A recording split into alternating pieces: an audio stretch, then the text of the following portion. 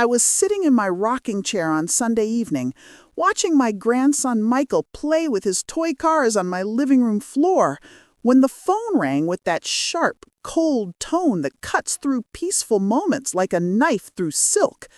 I should have known from the way it rang, 3 quick, impatient bursts, that my world was about to shatter. If you're listening to this story, please subscribe and stay with me until the end. What I discovered that day changed everything, and I need you to hear every word. Drop a comment and let me know where you're hearing this from. I want to know how far the truth has traveled. Mom? My daughter Caroline's voice came through the receiver, but something was wrong. Something was very wrong. Her tone was too bright, too cheerful, like when she used to lie about breaking my favorite vase as a child. "Yes, my darling," I said, setting down my cup of chamomile tea. Michael looked up from his cars, sensing the shift in the room's energy the way children do. "I have news. I sold your beach house." The words hit me like a physical blow. My hand tightened on the phone until my knuckles went white. "You what?" "I sold it, Mom. We needed the money. The buyers are taking possession tomorrow morning. I'm sorry, but it's done." My blood ran cold. The beach house, my sanctuary, my husband John's pride and joy, the place where we'd built 50 years of memories, gone, just like that, without even asking me. "Caroline, how could you—" "The papers are already signed. I have power of attorney, remember, for your health care decisions? But I expanded it to handle your finances, too. You're getting older, Mom, and sometimes these business decisions are too much for you." I felt my chest tighten. Deep breath. At 73, I was sharper than most people half my age, and Caroline knew it. This wasn't about my capability. This was about something else entirely. "How much?" I whispered, afraid of the answer. "Enough to pay off some debts and help with Michael's school expenses. The buyer was very generous. He offered cash, no questions asked. We close tomorrow at 9 a.m. That's when I heard it in her voice, the slight tremor, the way she rushed through the explanation. Caroline was lying to me about something, but I didn't know what yet. "I want to say goodbye to the house," I said firmly. "Tonight." "Caroline, there's no point in—" "Tonight, Caroline. Michael and I are going tonight." I could hear her sigh through the phone. "Fine, but don't make this harder than it needs to be. It's just a house." "Just a house," bitter laugh. My daughter had no idea what she'd just done. But before I tell you what we found hidden beneath those weathered floorboards, what I discovered that would expose a family secret worth more than Caroline could ever imagine, let me take you back to that evening. Because what happened at the beach house didn't start that day. It started 47 years ago when John first bought that little cottage by the sea and whispered to me that it would protect our family forever. Long pause. The drive to the coast took an hour, Michael chattering beside me about his school friends and his favorite video games, blissfully unaware that we were heading to say goodbye to a piece of our family's soul. The evening sun was painting the sky in shades of amber and rose when we pulled into the familiar gravel driveway, and I had to pause for a moment to compose myself. Deep breath. The house looked exactly as John had left it when he passed 5 years ago. White stucco walls with blue shutters, bougainvillea climbing the front fence in wild purple cascades, and that distinctive red tile roof that made it stand out from the other beach cottages along this stretch of coast. He'd painted those shutters himself just months before his heart attack, standing on a rickety ladder despite my protests, humming old jazz songs and stopping every few minutes to wave at passing neighbors. "Grandma, why are you crying?" Michael asked me, tugging on my cream-colored blazer. Even for a simple evening trip, I dressed carefully. My pearl earrings, my good gold bracelet, my best leather shoes.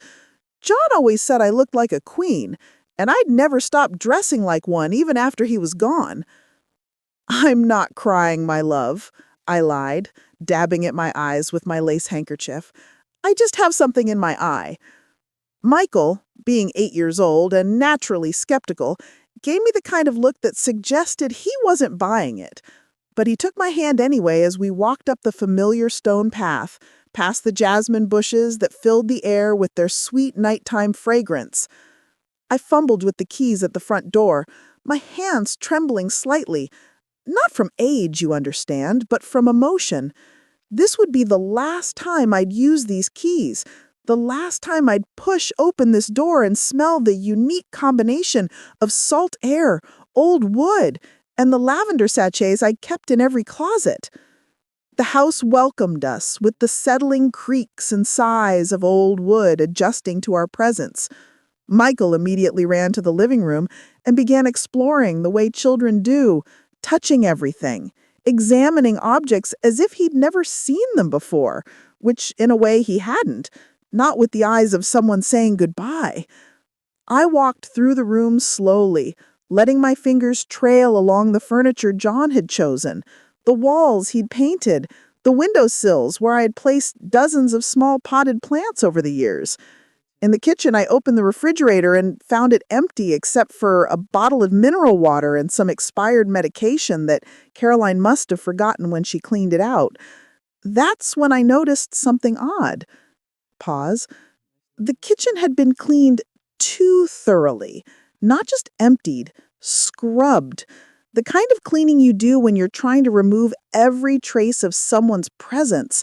Even the inside of the cabinet smelled like bleach. "Grandma, look what I found!" Michael called from the living room. I hurried back to find him kneeling on the floor near the old sofa, running his hands over the floorboards.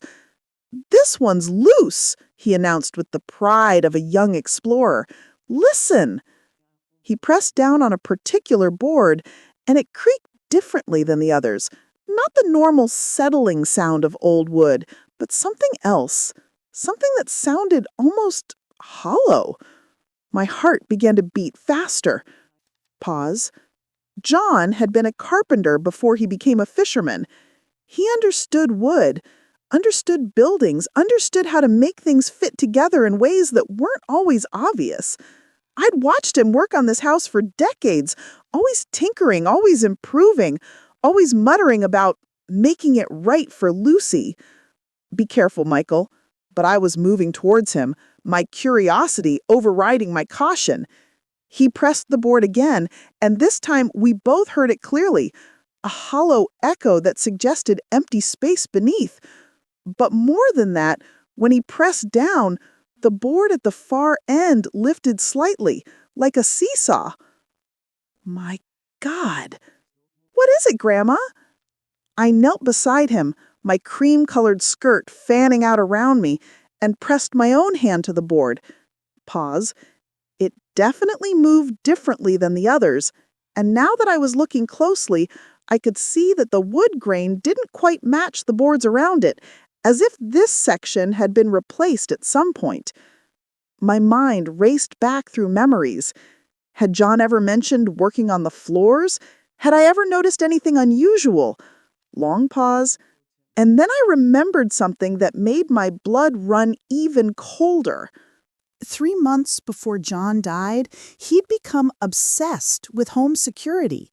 He'd installed new locks, updated our insurance, and spent several weekends working in this very room, telling me he was reinforcing the structure, but asking me to run errands whenever he was working.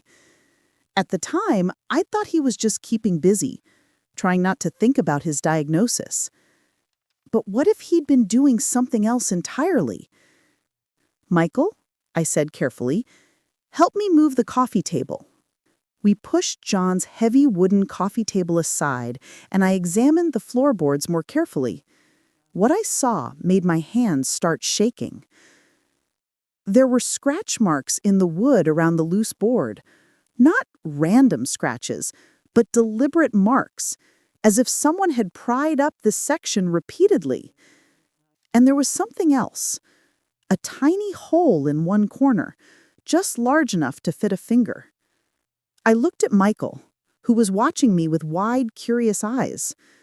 Sometimes, I told him, grown-ups hide things to keep them safe. Like treasure? He asked hopefully. Maybe, my love. Maybe exactly like treasure. I slid my finger into the small hole and pulled gently. The board lifted easily, revealing that it wasn't nailed down at all. It was designed to be removable. And beneath it was darkness. A square opening about 3 feet wide, with what looked like wooden steps leading down into shadows. Michael gasped beside me, and I felt my own breath catch in my throat. "What did you do?" The opening revealed a narrow wooden staircase, built with the same careful craftsmanship that marked all of John's work. The steps were solid, well-constructed, leading down into what appeared to be a small underground room. "Grandma," Michael whispered, "there's a secret basement." My mind was reeling. In 50 years of marriage, 47 years of owning this house, John had never mentioned building a basement. How had he managed it without me knowing? When did he find the time?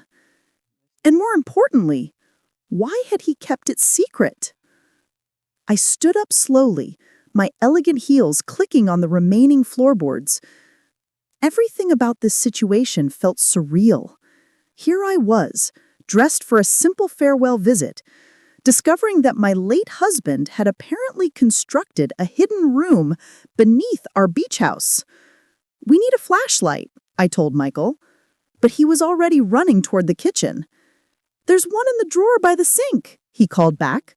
"Grandpa always kept it there." Of course he did.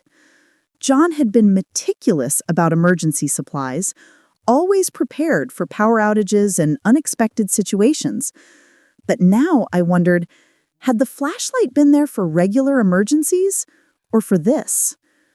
Michael returned with a heavy-duty flashlight, the kind John used for his fishing trips. I tested it, and the beam was strong and bright. Whatever was down there, we'd be able to see it clearly. "Should we go down?" Michael asked, his voice mixing excitement with nervousness. I hesitated. Every instinct told me that what we were about to find would change everything, but Caroline's words echoed in my mind. "The buyers are taking possession tomorrow morning. If there is something important down there, this would be our only chance to discover it." "Yes," I said finally, "but you stay behind me, and if I tell you to come back up, you come immediately. Understood?" "Understood, Grandma." I gathered my skirt carefully and began descending the wooden stairs, the flashlight beam dancing ahead of us. The steps were sturdy, but narrow, clearly built for one person at a time. About 8 steps down, they leveled out onto what felt like a concrete floor. The beam of the flashlight swept across a small rectangular room, maybe 8 feet by 10 feet, with concrete walls and a surprisingly high ceiling. The air smelled dry and clean, with just a hint of the ocean salt that permeated everything in this coastal region. But it was what the room contained that made me gasp out loud. Against the far wall sat 3 old steamer trunks, the kind people used for long sea voyages decades ago. Each trunk was secured with a heavy brass padlock, and even in the flashlight's beam, I could see they were made of expensive leather with brass fittings. Next to the trunks was a small wooden desk with a single drawer, and on top of the desk sat a leather-bound journal, its pages yellowed with age. "Grandma," Michael whispered behind me, "what is all this stuff?" My hands were trembling as I approached the desk. The journal was bound in rich brown leather with John's initials, JMS, embossed in gold on the cover. John Michael Santos. My husband's careful handwriting was visible on the first page I could see. I opened the journal carefully, afraid the old paper might crumble, and saw the date on the first entry, March 15th, 1985.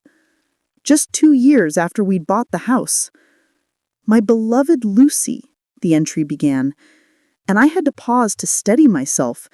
Even seeing his handwriting after 5 years was like hearing his voice again. "If you are reading this, then something has happened to me, and you have discovered our family's security.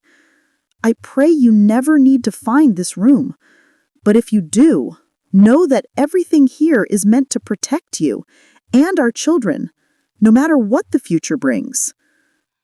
I sank onto the small wooden chair beside the desk, my legs suddenly unsteady. Michael moved closer, peering over my shoulder at the journal. "What does it say, Grandma?" I continued reading, my voice barely a whisper. "The fishing business provided well for us, but I knew it wouldn't last forever. My father always taught me that a man must prepare for storms, even during calm weather.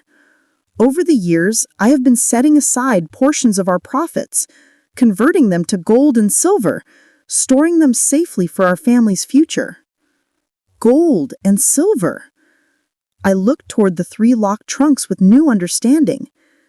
The next entry was dated 6 months later. "I have completed the construction of the safe room. Lucy believes I am simply reinforcing the floor joists, and I have not lied to her. I am making our home stronger, but I am also ensuring our family's security in ways she does not yet need to know." I flipped through several more pages, seeing entries scattered across decades. Each one documented John's careful accumulation and storage of precious metals, purchased during good fishing seasons and hidden away like a dragon guarding treasure. But it was an entry from just 3 years ago that made my blood run cold. Caroline asked again about selling the beach house. She seems to think it's just a sentimental old building, but she doesn't understand what lies beneath. I have decided to not tell her. If something happens to me, Lucy will discover this when the time is right. Caroline has always been too eager for quick solutions, too willing to discard things she doesn't immediately understand.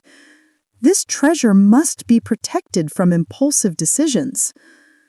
I closed the journal and looked at Michael, who was staring at the locked trunks with wonder. "Grandma," he said softly, "Grandpa really did hide treasure." My mind was racing.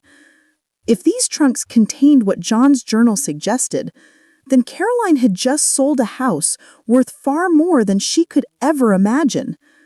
But more than that, she'd sold it to someone who'd offered cash with no questions asked, someone who might already suspect what was hidden here. "Michael," I said carefully, "we need to see what's in those trunks. But first, we need to be very, very careful." I approached the first trunk and examined the lock.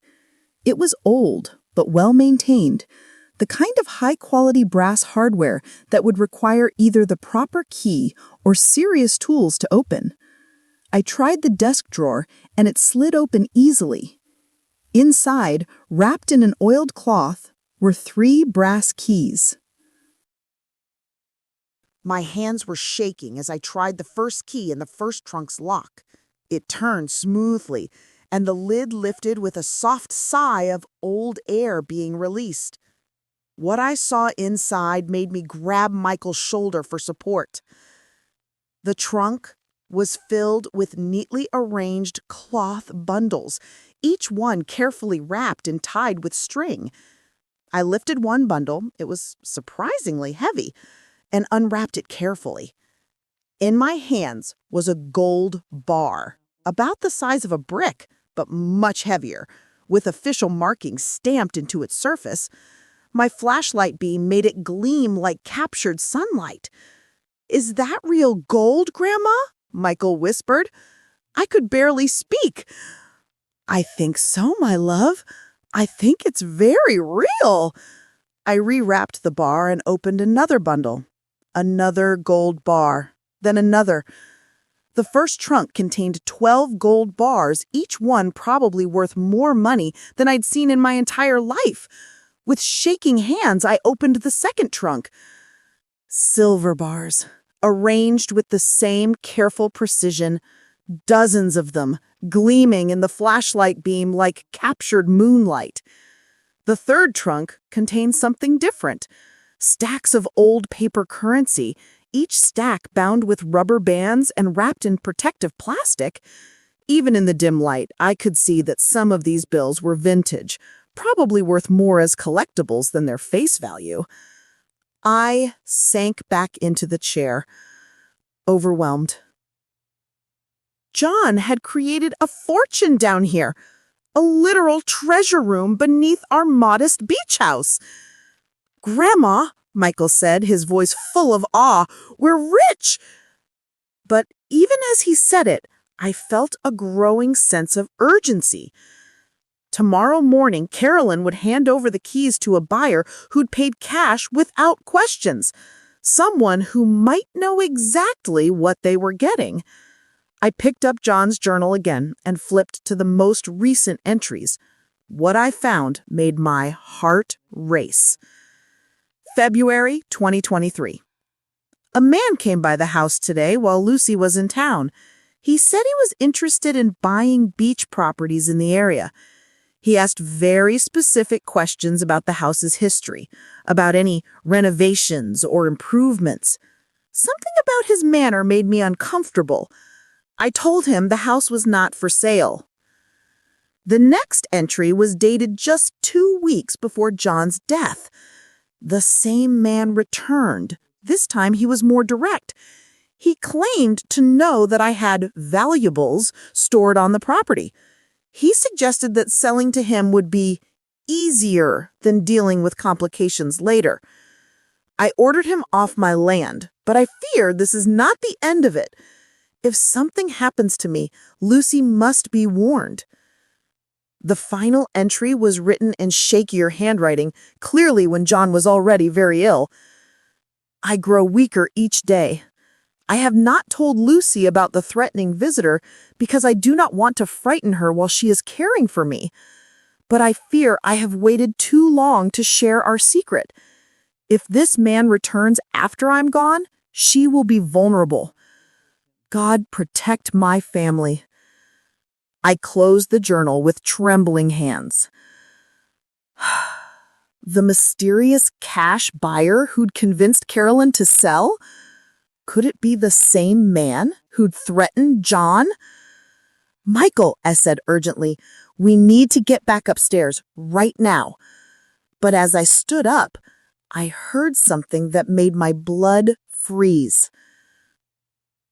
Footsteps above us, in the house. Heavy footsteps moving across the living room floor directly over our heads. Michael grabbed my arm, his eyes wide with fear. "Grandma," he whispered, "someone's up there." I turned off the flashlight immediately, plunging us into complete darkness. The footsteps continued, slow and deliberate, as if whoever was up there was searching for something. Or someone. My mind raced through possibilities. Carolyn had said the sale would be finalized tomorrow morning, but what if the buyer had decided to take an early look at his purchase? What if he'd seen our car outside and decided to investigate? Or what if he already knew about the treasure room? "Stay very quiet," I breathed into Michael's ear. "Don't move." We listened as the footsteps moved through the house, living room, kitchen, down the hallway toward the bedrooms, then back toward the living room. And then they stopped, right over our heads. I could hear the floorboards creaking as someone moved around the exact spot where we'd lifted the hidden panel. My heart was beating so hard, I was afraid it might be audible. Then I heard a man's voice speaking quietly into what sounded like a phone. "Yeah, it's me. I'm at the house now. No, they're not here yet, but someone's been here recently.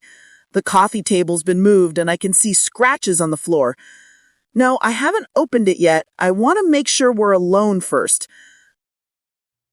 Michael pressed closer to me in the darkness, and I wrapped my arms around him protectively.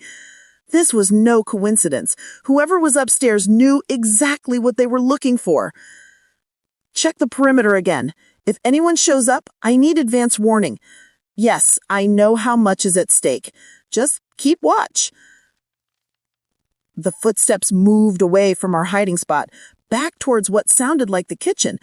I heard the back door open and close. "Grandma," Michael whispered so quietly I could barely hear him, "what do we do?"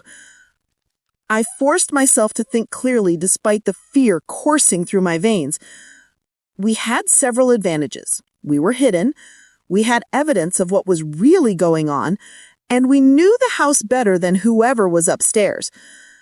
But we also had serious disadvantages. We were trapped in a basement with only one exit, and I had my 8-year-old grandson to protect. Most importantly, I now understood the full scope of what was happening. This wasn't just about Carolyn making a poor financial decision. This was about someone who knew about John's treasure and had orchestrated the sale of the house to get access to it. I felt around in the darkness until I found Michael's hand. "Listen to me very carefully," I whispered. "I'm going to turn the flashlight on for just a moment so we can gather some evidence. Then we're going to find a way to get help." I clicked the flashlight on briefly and grabbed John's journal, stuffing it into my purse. I also unwrapped one of the gold bars and slipped it into my other hand, proof of what we'd discovered. Then I had an idea. During all the years I'd watched John work on this house, I'd seen him install what he called backup plans, extra electrical outlets, emergency water shutoffs, even a secondary phone line in case the main one was cut during storms. What if he built a backup exit to this room? I turned the flashlight on again and examined the walls more carefully. The room was larger than I initially thought it was, and in the far corner, partially hidden behind one of the trunks, I could see what looked like another wooden panel. Moving as quietly as possible, Michael and I shifted the trunk just enough to reveal what indeed was a second exit, a low wooden door that appeared to lead to a tunnel.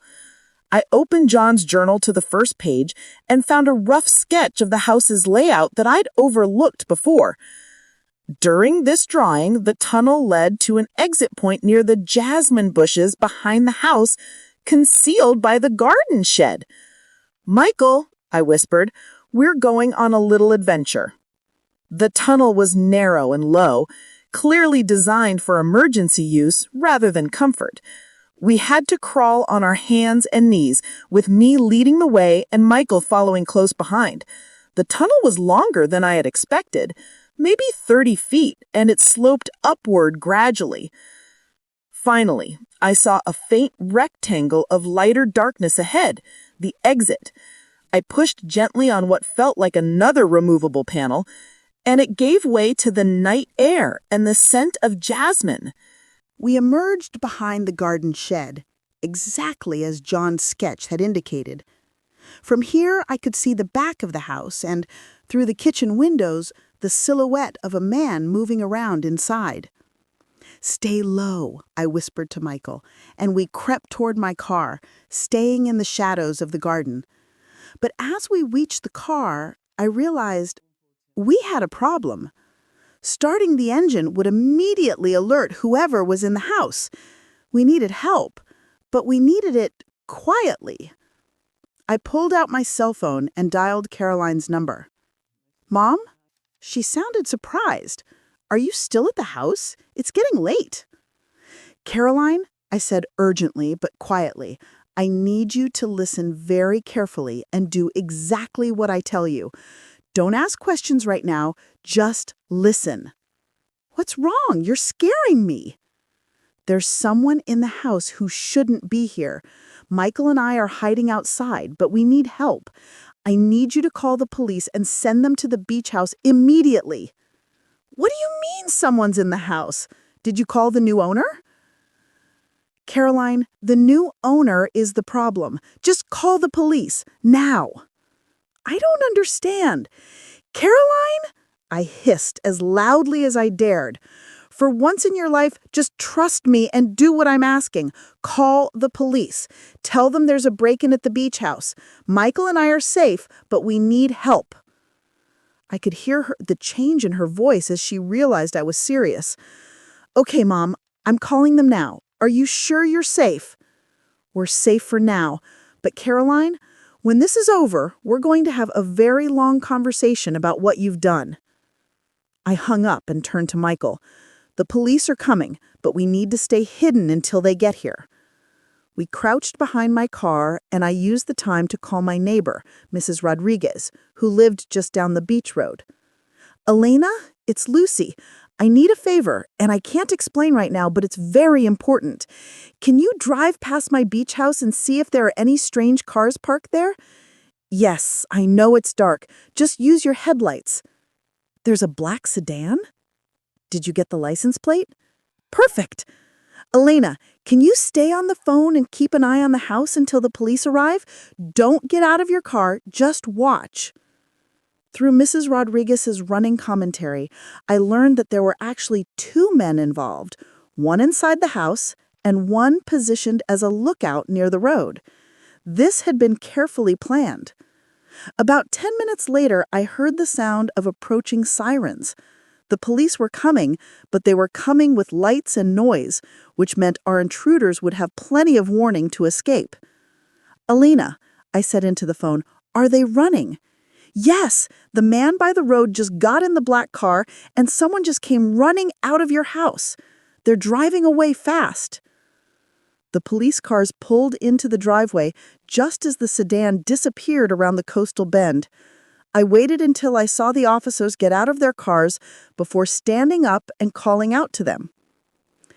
The next 2 hours were a blur of explanations, evidence collection, and phone calls. The police were initially skeptical of my story until I showed them the tunnel entrance and let them explore the treasure room for themselves. Officer Martinez, a woman about the age of my daughter, who treated me with the respect I deserved, took detailed notes as I explained everything we'd discovered. "Mrs. Santos, you realize that what you're describing is probably worth several $1,000,000, possibly more." Several $1,000,000. The number was so large it seemed abstract. What I realize is that my daughter sold this house to criminals, and if Michael and I hadn't come here tonight, they would have stolen 50 years of my husband's hard work. Caroline arrived just as the police were finishing their initial investigation. She looked frantic and confused, still not understanding what really happened. "Mom," she said, rushing to hug Michael and me, "what is going on? The police said something about a break-in, but they won't tell me anything else." I looked at my daughter, really looked at her. Caroline was 48 years old, college-educated and successful in her career, but standing there in the jasmine-scented night air, she looked like a child who'd made a terrible mistake and was just beginning to understand the consequences. "Caroline," I said gently, "we need to sit down." Officer Martinez had arranged for us to wait in the police station while they processed the scene and began tracking down the men who'd tried to steal from us. Caroline, Michael, and I sat in a small conference room with cups of coffee and crackers from a vending machine while I told my daughter everything. About John's secret treasure room, about his journal and his years of careful preparation, about the mysterious buyer who had apparently been threatening him before his death, and about the fortune that had been sitting beneath our beach house all these years. Caroline listened in stunned silence, her face growing paler with each revelation. "But Mom," she finally whispered, "how could I have known? Dad never said anything about any of this." "He didn't tell me either," I admitted. "But that doesn't excuse what you did. You sold my house, our family home, without even discussing it with me first. You just decided what was best for everyone and did it." Tears were streaming down Caroline's face now. "I thought I was helping. My business has been struggling and Michael's school fees are so expensive and you never seemed to have enough money for the things you needed. The things I needed? I felt my voice rising despite my efforts to stay calm. Caroline, I have never asked you for money. I have never complained about my finances. What made you think I needed you to sell my house behind my back? She was quiet for a long moment. Then, "You're getting older, Mom.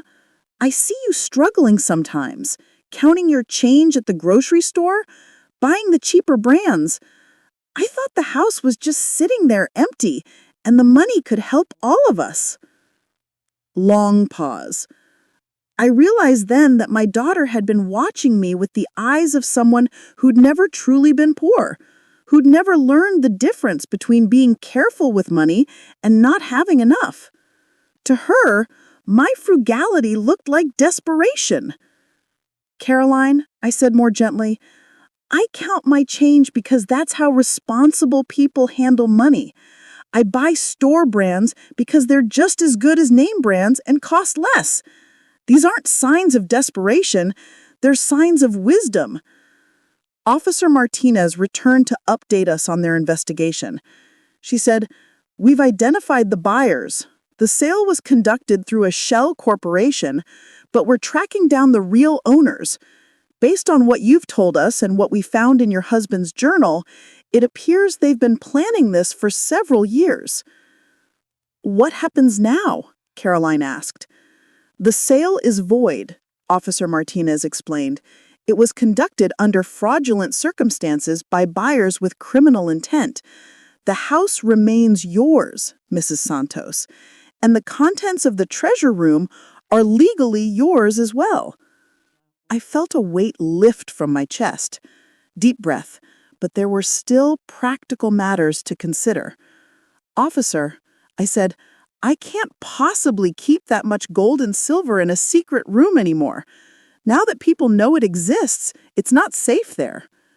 We recommend you work with a reputable bank to secure the valuables properly. They can be appraised and stored in a professional security facility." Over the next few days, Caroline and I worked with bank officials and appraisers to catalog and secure John's treasure. The final value was even higher than Officer Martinez had estimated, nearly $4 million in gold, silver, and collectible currency. But more valuable than the money were the conversations Caroline and I had as we went through the process together. We talked about trust, about family decisions, about the difference between helping and controlling. We talked about John's wisdom in preparing for an uncertain future, and about how his love for our family had motivated every choice he made. "I'm sorry, Mom," Caroline said, as we sat in the bank manager's office, watching officials count gold bars. "I thought I was protecting you, but I was actually putting you in danger."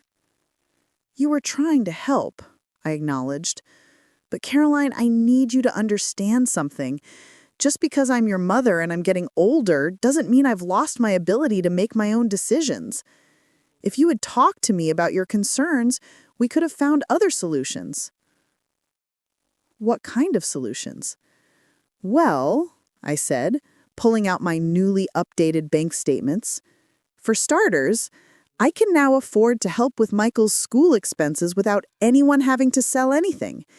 And if your business needs support, we can discuss that too." Caroline stared at the numbers on the page. "Mom, you're a millionaire."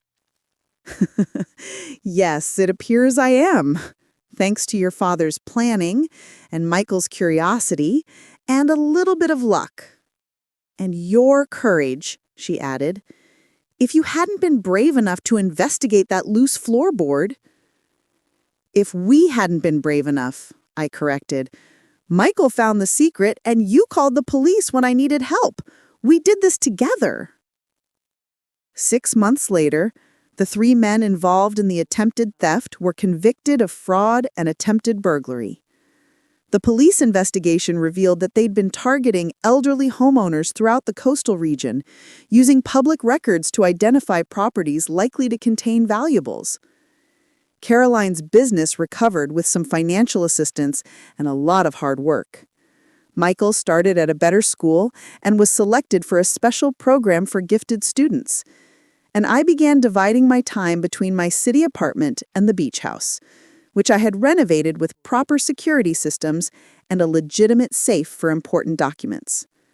But the most important change was in my relationship with Caroline. We established new boundaries and new traditions.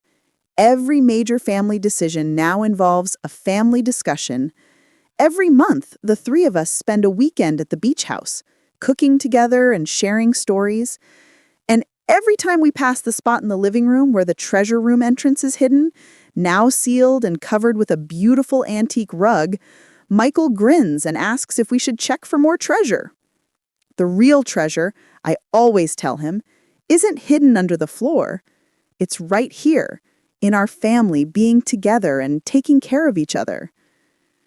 But I'll admit, sometimes when I'm sitting in my rocking chair on the beach house porch, watching the sunset paint the sky in brilliant colors, I think about John in his secret room.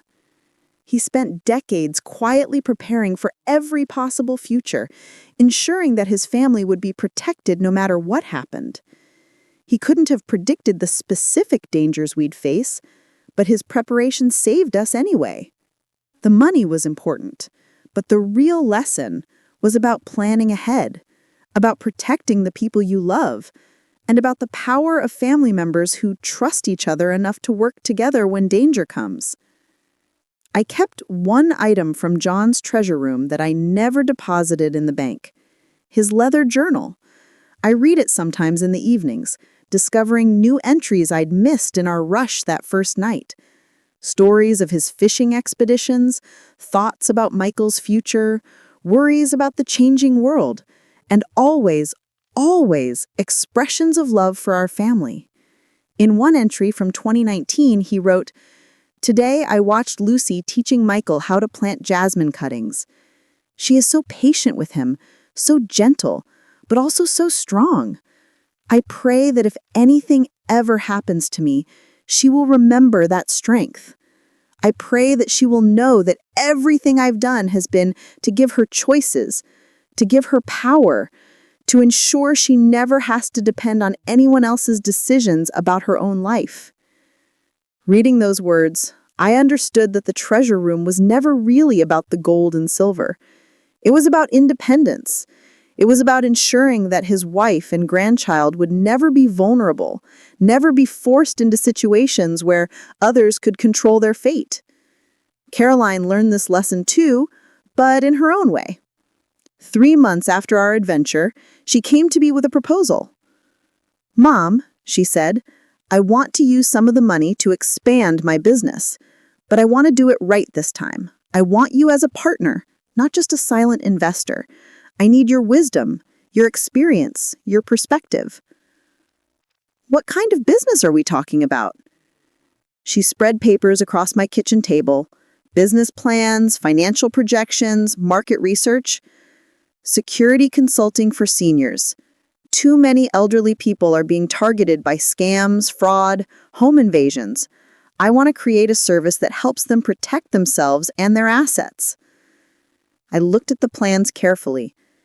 "This is based on what happened to us, isn't it?" "Partly, but also based on what I learned about you. Mom, you handled that crisis better than I would have. You were calm, you were smart, you protected Michael, and you found solutions I never would have thought of. There are thousands of seniors who could benefit from that kind of knowledge and preparation." So Caroline and I became business partners. Our company, Santos Family Security Consulting, helps seniors secure their homes, protect their assets, and prepare for emergencies. We teach classes on recognizing scams, we consult on home security improvements, and we provide advocacy services for seniors dealing with financial exploitation. Michael, now 9, is our unofficial mascot and our best advertisement for why families need to work together. At our workshops, he demonstrates how children can be taught to recognize dangerous situations and help protect their grandparents. But the most rewarding part of our work is the families we've helped. Just last month, we prevented a fraudulent property sale very similar to what almost happened to us.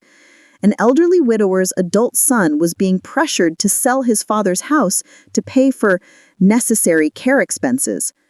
But our investigation revealed that the buyers were the same criminal network that had targeted us. "How did you know?" the grateful father asked after we had exposed the scam. "Because," I told him, "I learned that when someone is too eager to make a deal, especially when they discourage you from asking questions or getting second opinions, they usually have something to hide." Every case reminds me of how close we came to losing everything. If Michael hadn't been curious about that loose floorboard, if we hadn't decided to say goodbye to the house that night, if John hadn't built his escape tunnel, if Caroline hadn't trusted me enough to call the police despite not understanding the situation, any one of those factors could have changed everything. But they all came together perfectly, like pieces of a puzzle that had been waiting 50 years to be solved. These days, when people ask me about getting older, about whether I worry about my independence or my security, I tell them about the lesson of the treasure room. True security doesn't come from hiding your valuables where no one can find them. True security comes from building relationships where people trust each other enough to share important information, to ask for help when needed, and to work together when challenges arise. John's gold and silver gave us financial security, but our family's willingness to communicate, to admit mistakes, and to support each other through difficult situations, that's what gave us real protection. Last Sunday evening, exactly 1 year after our discovery, the three of us were back at the beach house. Michael was playing with his toy cars on the living room floor, Caroline was reading a book in the kitchen, and I was in my rocking chair, watching the sunset through the front windows. Michael looked up from his cars and asked, "Grandma, do you think Grandpa knew we would find his treasure?" I thought about it carefully. I think your grandfather knew that if his family ever needed to find it, we would. He trusted us to be curious, to be brave, and to take care of each other. Like a real treasure map, but without the map? Exactly like that, my love. The map was in our hearts all along. As the sun disappeared below the horizon, painting the sky in brilliant oranges and purples, I felt John's presence in that room as clearly as if he were sitting beside me. The house felt peaceful, secure, complete. But just as I was settling into that comfortable evening feeling, Michael jumped up from the floor with excitement. "Grandma, I just remembered something." "What is it?" In Grandpa's journal, there was a drawing of the house, right? But there were other buildings on the drawing, too. What about the garden shed? Did anyone ever check the garden shed? Caroline looked up from her book, and I felt that familiar flutter of curiosity mixed with anticipation. I looked toward the back windows where the garden shed sat peaceful and innocent among the jasmine bushes, and I started laughing. "Michael," I said, standing up and smoothing my evening dress, "I think our adventure might not be over after all." Because if there's one thing I've learned in my 73 years, it's that the best treasures are always the ones you discover when you're brave enough to keep looking, wise enough to ask questions, and lucky enough to have family members who encourage your curiosity instead of telling you to leave well enough alone. And as the three of us walked toward the back door, flashlight in hand and John's journal tucked under my arm, I realized that this moment of shared wonder and possibility was the greatest treasure of all. After all, some secrets are meant to be discovered together.